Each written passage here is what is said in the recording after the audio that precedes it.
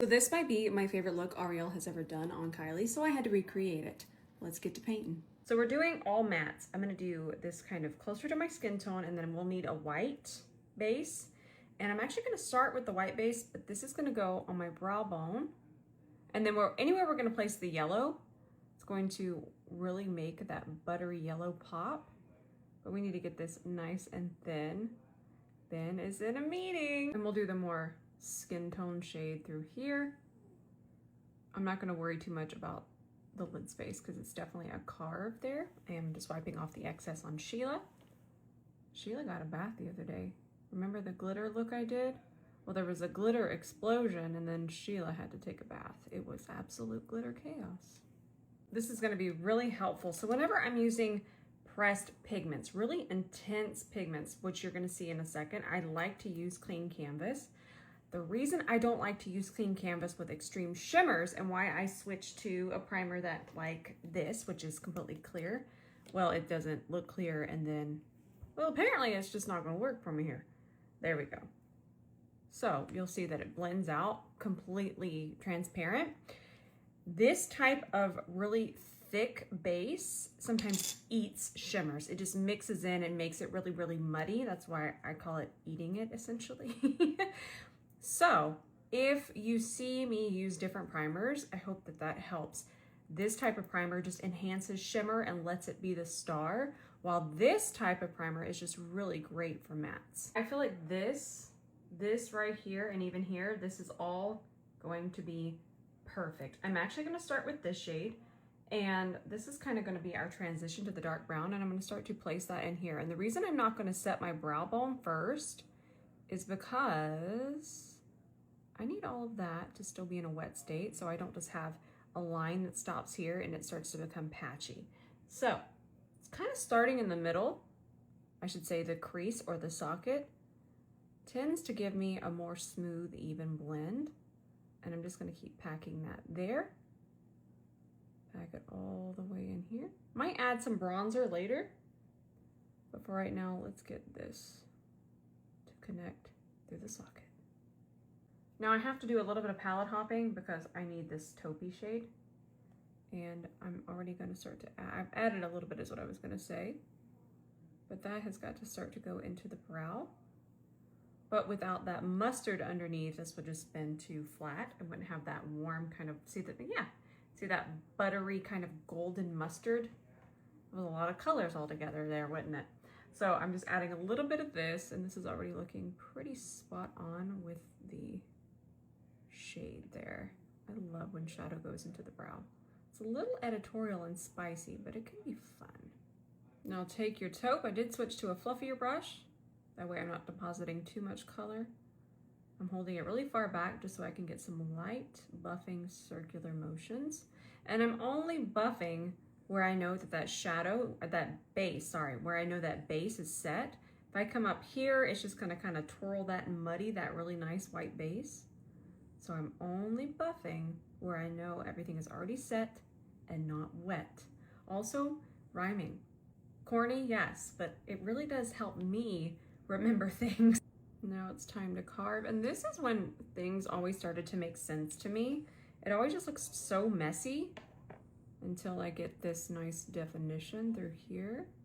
And then we're almost ready for our butter yellow. I'm very excited. I'm gonna take the white, which is gonna mix and turn a little bit more beigey. That's completely fine. But I am gonna take the white base and bring it here, which it might get covered up.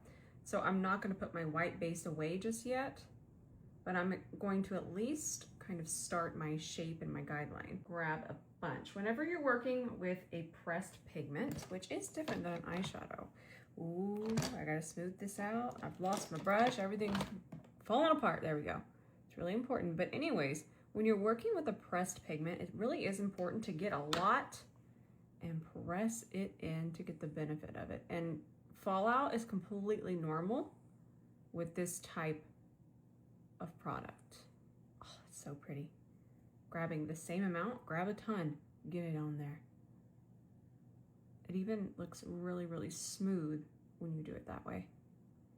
This is so niche and a little fussy, but I'm gonna knock some of that shadow off on the very tip of it. That way it's getting right to the edge of that cut crease area, and it's not going too heavily on the browns or the mustard that was there before.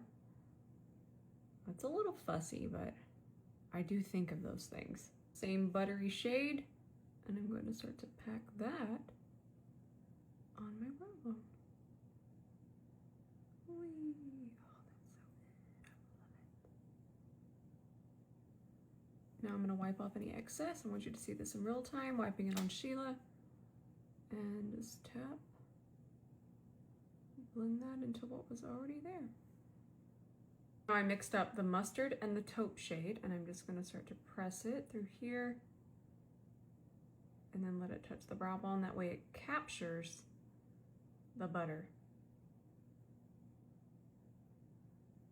And I'll build this up just a little bit more, but I'm just trying to have a little bit of a light hand at first. Taupe and mustard here, mostly the taupe though, as you can see. That looks like it's feathered over this way. Looks like we got a baby wing. I can't trust myself. Y'all know I'm a swooper. I'm gonna try though, 𝗕𝗃, and I'm actually just gonna use a little bit of the dark brown shadow that's in the Rotten palette that I'm using. Ooh, me and all these eye wrinkles there. We're saying, what? No, get that baby wing out of here. No, we will persevere. We will persevere. There we go. That's as baby wing as I can be. Let's carve this out. Some micellar water.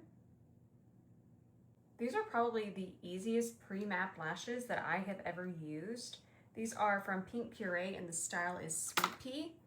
And I already have Duo Line It Lash It on my lash line. I just kind of brush it on. You need to go over further.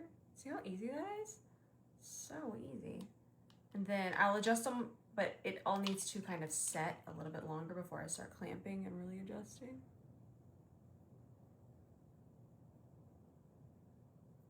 I'm gonna apply one more. I'm not gonna use the whole because my lashes at the front, they're all right. Not spectacular, but they're all right. I can start to clamp these. I'm gonna wait for the one I just placed to dry another 15 seconds. So we've definitely talked about undersetting many times here, and it is wildly humid outside. So I'm gonna take a little bit of the powder, and I'm using a C41 because it's gonna pick up such a small amount. We don't need a lot for this, but I don't wanna wipe away my skincare. My skincare is amazing. It's doing what I want, but the humidity in the air just has me extra sticky, and I don't want that. So this is gonna take me back to that grip, not completely matte, but it gives me that grip and not that stickiness. So I just got this in PR, and I'm very excited. I actually got fresh. When I grab them, you'll know exactly what I'm talking about. Ooh, fresh correctors, which I'm really grateful for. Mine were very, very, very, very, very old, so I did need a refresher.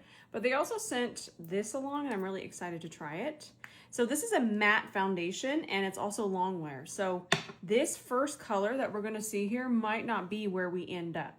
That is always something to note. If you're wanting a matte foundation and a matte long wear foundation, or you're just wanting a long wear foundation, don't go off that initial swatch. I know this is gonna end up really, really nice. I don't know if you saw, but I actually had it swatched here. I wiped it off, but it really blended out and dried down really nicely to my shade. And I actually like the way that it looked, but let me keep you updated on everything else because I haven't worn it for a full day and I wanna try it a little bit longer. Also, when you are starting with a clean canvas by using a matte foundation, a full coverage foundation, and a long wear foundation, it's gonna be really, really jarring because we are initially starting fresh. We're taking away just about everything aside from our skin tone and our undertone, so it can look a little jarring. And I feel like it's something that we have to get used to seeing because once we add our bronzer, our blush, and everything, it starts to come back together, but at first it can be a little spooky. I'm gonna use my full coverage concealer. I'm just gonna grab a little bit off of the rim here. These do leak pretty badly, and I'm just going to really carve underneath here. But I'm also going to be using this as my concealer. But I need to get it really nice and sharp. So let's blend this out, connect. I do need to get closer to a mirror to finish this. But you can watch that 𝗕𝗘𝗧𝗬 in action for a second. Melty, melty. And I don't really need coverage anywhere else right now. If I do any brightening, it would be with powder, so we'll get there in a second. Before I set, I actually love to use this particular bronzer on top of wet foundation because it has a very similar texture and feel to the powder. So the way that it sits on top of wet foundation and concealer is just so blurring. I'm using shade 2. I wanted to be a little bit warmer, but if you want a cooler tone, shade 1. These are really, really nice. Ooh, before we move on from bronzer, I'm gonna take a little bit. I love stamping.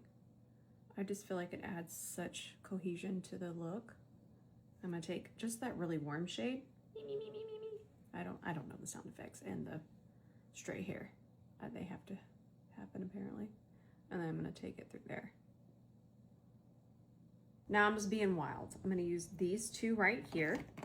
I'm gonna use this one kind of as a blush transition from the bronzer, and I'm just gonna place it right here. This shade is Jupiter Moon. It is such a good bronzer transition, bronzer toaster, whatever you wanna call it. Then I'm gonna wipe my brush off on Sheila, and then I'm gonna pop over here, and I'm only placing the blush on the side of my face. I think it might help if I turn you this way. There we go. All right, I'm gonna chase my little pebbles around here. Very mindful. And I'm just gonna go ahead and set this side. I need to check on the inner corner and see how much. I feel like the yellow comes out pretty far, but we can layer a little bit more. I need to check my homework. It comes out of the inner corner a little bit more. Maybe not that much.